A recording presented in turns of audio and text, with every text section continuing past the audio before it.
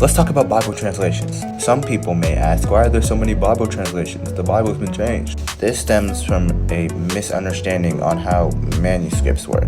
First and foremost, the reason that there are a lot of translations is because people make money off them, just like any other book. They make money off them. But that has no bearance on the Greek manuscripts. Not sure why, but people think that someone will translate the Bible into English, and then the next person that wants to make a different translation will go to an English one, then translate it on top of that, and then amount it. But that makes no sense. I don't know why people keep on saying that. No, each translation goes to the Greek and translates it based on that. That being said, what we have is a spectrum of translations for our benefit, actually, from conservative all the way to liberal translation. The question would be, which is the most accurate? This chart is pretty helpful, and I want to take you through it, so watch for part 2. Part 2, Bible translation. Like I said, this chart is really helpful, so let's go through. First of all, we have the most accurate, which would be the word for word interlinear Bible. This Bible is a great Bible, but it is a little hard to read. The reason being is that it is a literal word for word translation, and the issue is English and Greek aren't direct comparison. There are some words in Greek that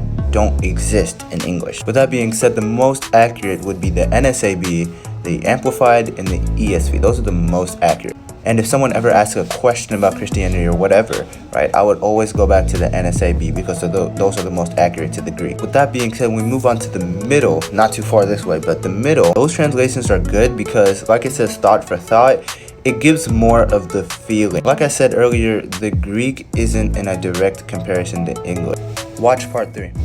Part 3, Bible translation. So like I said, the conservative-leaning thought for thought ones give you the best English words that would convey what the Greek means. And this is good for getting a better feeling. If you understood Greek, in some instances, the middle of the pack ones give you the best translation. And then that just goes back to the Greek not being the same. If you want to study the Bible in depth, I would recommend getting NSAB and the NIV. Those two would be good. But if you need just one translation, I would recommend the NSAB. Let's talk about King James. So there are a lot of people that think that the King James Version is the only version you're supposed to read. The issue with this is that the King James Version isn't as accurate. King James Version functions on younger manuscripts. In other words, when the King James was written, we hadn't found older manuscripts yet. Translations like the NSAB and the ESV use the oldest Greek manuscripts we have. The King James does not. People think it's accurate because it has fancy English words, but that's just not true. Let's talk about translations not to read. Part 4, translations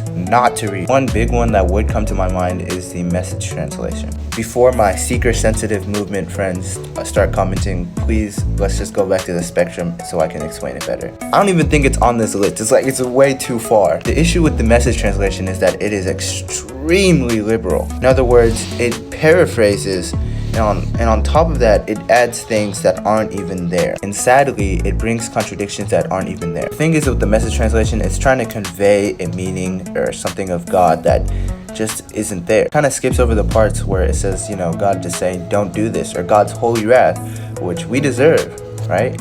It kind of skips over those, and what it does is just focuses solely on God loves you, and it emphasizes those in a way that they shouldn't be emphasized because it's putting words in God's mouth. So translations like that, and there are a lot of them, you should not read because it's not the Bible. Please ask him if you have any questions.